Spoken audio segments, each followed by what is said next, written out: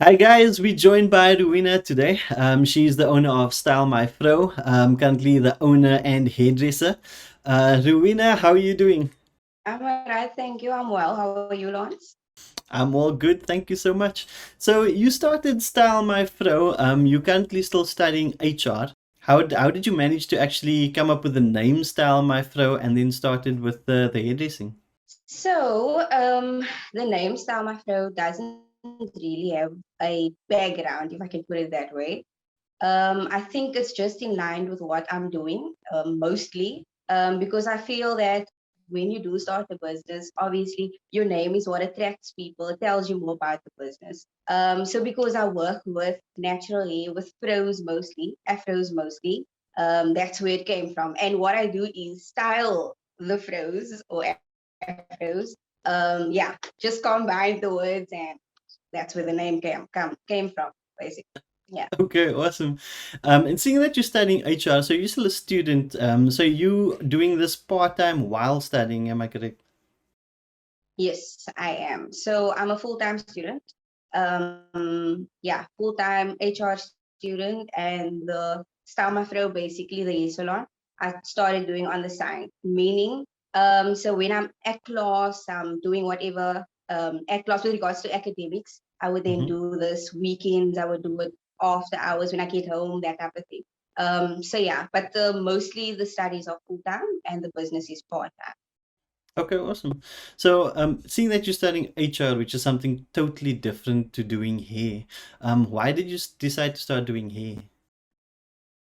So it is something that I've always been doing. It's something that since I started doing my own hair, that I started doing other people's hair as well. So it's something that I started from quite some time ago, basically. And I feel that because I know that HR is not similar to doing hair, not at all. But it does have the same principles. Running a business has the same principles that an HR manager has, or the things that you need to know in order to do HR. But I feel that hairstyling or doing hair in general, it's something that it's a skill. It's something that I like doing. So I Mm-hmm. do like working with my hands mostly, but I think that it's also good to have, education or having a qualification, Okay. and also doing something that you love in both aspects or in both ways, basically. Yeah. Okay, awesome, man. So, doing the obviously studying firstly, how did you start or how did you create the business at least while you were studying HR? So I was in my second year when the business started. And during my second year, which was last year, it was obviously COVID. So I think that that's also it was an advantage for me, first of all, because everything went online basically. So my studies was mostly online. So it didn't require of me to go into campus or that type of thing. So I didn't have that. So most of my time was free when I'm not attending online classes or doing assignments or exams or that type of thing. And obviously with lockdown as well, most of everything was at home. So yeah, that is how I managed to start it, grow it, and maintain it. Because then there was more time for me to do things during the day. It was more flexible for me to then tell clients, okay, you can come and that. But obviously keeping the whole COVID thing, the whole health precautions or Mm-hmm. regulations also in mind, Yeah, knowing yeah. that I put myself and that person in danger should I work. So I obviously waited until it was better, things were kind of a little bit easier to Yeah. start doing it, and then also being careful with how I do it. So I work on appointments, and that helps me then also make sure that everything goes well and that I don't put myself or the person in danger. With you doing the business obviously while studying, what kind of services does Style Method offer? So I offer both natural hairstyles and then protective styles as well. So natural hairstyles would be finger coils, it would be cornrow, it would be plaits, it would be um, flat twists, it would be two-strand twists, things that you can do with a natural hair that doesn't involve using synthetic hair. Okay. And then protective styling, which would be something that's synthetic hair. So braiding so that your hair is protected, especially during winter or when you know your hair is most fragile, or Yeah, just yeah. because you want to allow your hair to grow, that type of thing. So that's where the name protective styling comes from. Okay. So yeah, So between the two, the protective styling and I can't remember the other one now. But which one is more popular with you? I think protective styling is more popular because it's not a skill that everybody has. Natural hairstyling, it's something that you can do easily because you get to know your hair personally. So Okay. you know how to manage your hair, you know what to Mm. use on your hair, that type of thing. So protective styling is something that not everybody can do. It's a skill that not everybody has. So mostly protective styling. Okay, awesome. So also you kind of have your own product. Maybe if you can tell us a bit about that, what it is, and yeah, maybe start there with what it is. So I've got passion twists. It's a type of curl, so to say, and it's used for a lot of things. But what I basically use it for mostly is butterfly locks or passion twists. So passion twist is also the style. Uh-huh. And yeah, I started it basically because a lot of people struggle then to find the product or it's expensive for that type of thing. But I also made it so convenient then for clients that it's already cleaned, it's already like washed. I soak it in conditioner or oils or that type of thing. So when you do use it on your hair, Mm-hmm. then it's healthy for your hair. It doesn't have any Yeah. other added chemical or that type of thing. So I try to use things that's most safe for my clients to use on the head, especially because your hair is fragile, your roots are fragile, your scalp is fragile. So yeah. Okay, cool. So also with your passion twists, you obviously have it on hand when someone does request it if they do make an appointment with you to do their. But do you sell that maybe as well? I do both. Okay. So I sell it for clients that are then making an appointment with me that want me to do their hair. The option is open for them to purchase it from me to make it easier. And then also for other people maybe because there's a lot of people that is not my business or my location is not convenient for them. So they would obviously then either find another stylist to do it for them or they would do it themselves. So Okay. then they do purchase it from me. Mm-hmm. And then I would either fax it or they can come and fetch it or whatever the case, whatever the courier option would be there. Okay, awesome. Okay, and then also seeing that you are studying now, at the moment, you're obviously closer to probably being done with HR. What's the future plans with Style My Fro? So the plan is to grow the business, most definitely. Grow it to the extent where it's a full-on salon where clients can come and then, sit and have the experience of doing that type of thing. So the plan is to definitely have it grow. It should be a big business. There should be more workers, more options, basically, because I don't have a lot of skill. Like I don't have a very wide variety of styling, basically. So I'll obviously then get other people, other individuals that can do that, offer that skills that I don't have, that type of thing. But the plan with Summer Flow is to definitely grow it, to have it be a big full-on business salon. And then maybe just add extra services, maybe different things, massages, or I don't know, you could do nails or whatever it is that you would like. You just have a place that's convenient for someone that Okay. wants everything to be done at the same place. Okay, Yeah. awesome. Listening to you talk about the having a full salon future in the future at least. Maybe if you can run us through a bit of how you actually started doing the people's hair. As in, right now, obviously, you don't have your own space to do it in, and you have been doing it basically from home. So, if anyone wants to start doing what you're doing, maybe if you can run us through how you started and what you kind of do with the people when they do get to the premises where you do their.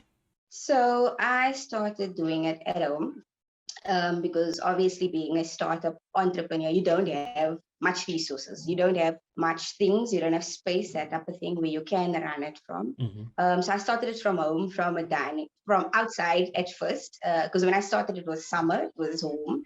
So I used to do it Okay. outside. And then obviously when colder days approached, I had to do it inside because I can't have Mm-hmm. clients sit outside. So yeah, then I did it from within a dining room. But when I started, it was difficult because when people then come for the hair or come for the service where it's so, I feel personal because I'm working with someone's head basically. So people want to then feel confident. And also another thing, I sit for more than, or the client sits for more than 5 hours at times, or up to 7 hours, so it's a long period of time that I have clients with me. So Yeah, obviously having people for that long period, they would want to feel comfortable, they would want to sit comfortable because you're sitting in the same place for yeah. quite an amount of time. Uh-huh. So obviously then, and also having them know that it's some sort of safe space or safe haven, so if they do then open up in one or another way, given the fact that we are together for so long, Hmm. that they would be comfortable in that aspect as well. So there's a lot of things to consider when starting a business or when working with clients, because it is such a personal thing to do. Because it's so one on one. You, the stylist, and being with a client, it's one-on-one. So there's a lot of things to consider. So yeah, it's I would say it's important to then, when you do start a business, to consider everything. From you working with individuals, who you working with, what are you doing while working with that person. It's quite a personal thing or intense thing, if I can put it that way, especially what I'm doing, because I work with individuals head, and if you look at it that way, the head is such a sacred place. It's such a significant part of the body, basically. So when I do work, I do consider that in all I do. Basically, I consider it in all I do. So yeah, but starting from where I was, it teaches you a lot of things when you don't have everything just full at once with one go. It Hmm. does teach you a lot of things. It teaches you patience. It also teaches you how to work with what you do have, and then also how to make it comfortable for both you and your client that you're working with, or customer, in that sense. So I feel like it taught me a lot of things. And one thing I do know for sure is that because I took my time with my journey to understand what it is I'm doing and why I'm doing it, it made things better for me. And I didn't follow any other guideline of any other type of business or any other stylist for that matter, or a salon. I followed my journey to understand better what I can do to improve my situation, or the space in which the clients come, or that type of thing, every other thing with regards to the business. Awesome, man. That's quite a bit, and so much so that that is really actually really good. Just looking at you studying and doing your own business at the same time, which I can believe has got obviously a lot of challenges, probably specifically with time. But if you can maybe advise anyone, watching this, if they do want to start their own type of thing, is there any type of routines or things that you think is very relevant to keep both your studies and the business on par? Well, I would say that I think it's important, like I said previously, to understand what you're doing and why you're doing it, and then also to find comfort in your, like, something that keeps you sane through it all. Because doing both all at once is a very difficult thing to do. Multitasking in general is a difficult thing to Mm-hmm. do. So because both these things are demanding, if you look at it, it's both of it is, it's important basically for me. It's very hard for me to juggle both all at once. But Yeah. managing your time best, that's the best thing that you can do.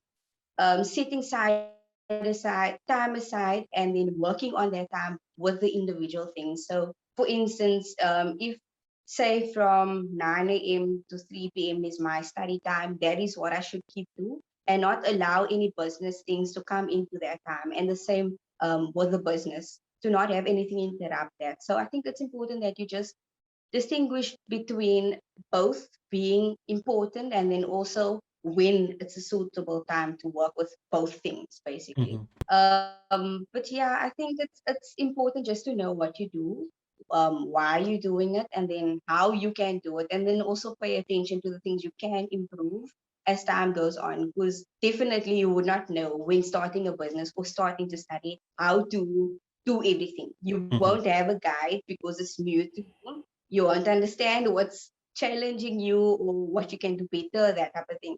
So I feel like paying attention to those little things and then working on that, it also Yeah. makes things so much better.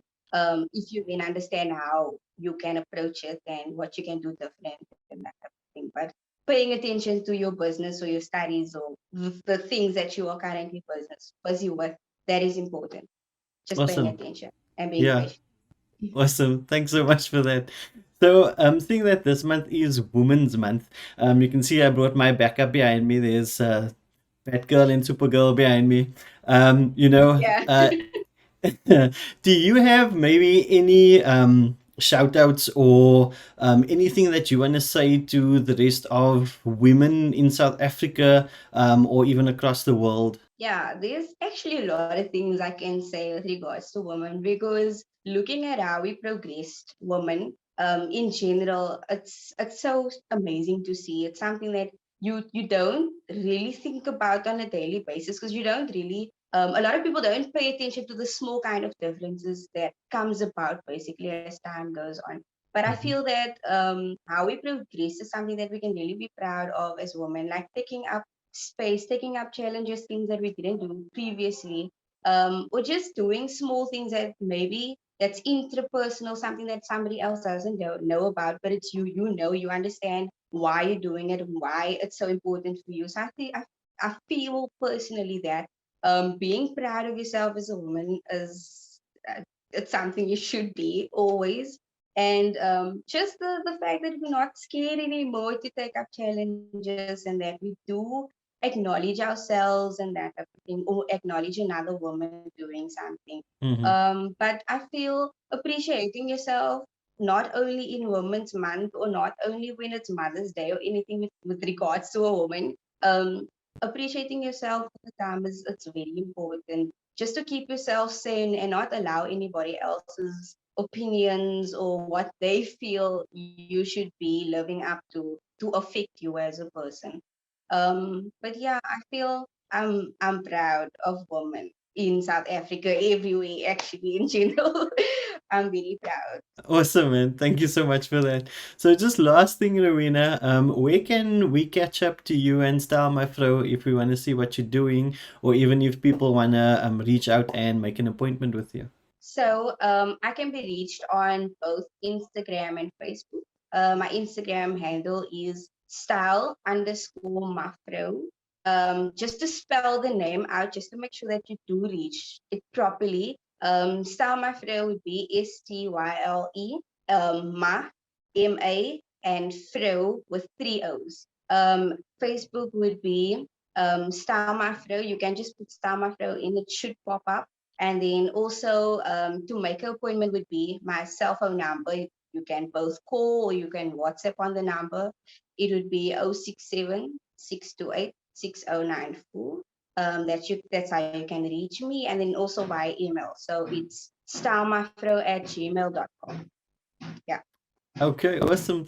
Thank you so much, Rowena. Thank you so much for your time. Thank you for all the words. And I know that these words are going to touch someone and it's going to help someone in their journey, either doing what you're doing by doing hair or doing whatever else in business that they used to do. Thank you again so much. All right. Sure, no problem, Lord. Thank you.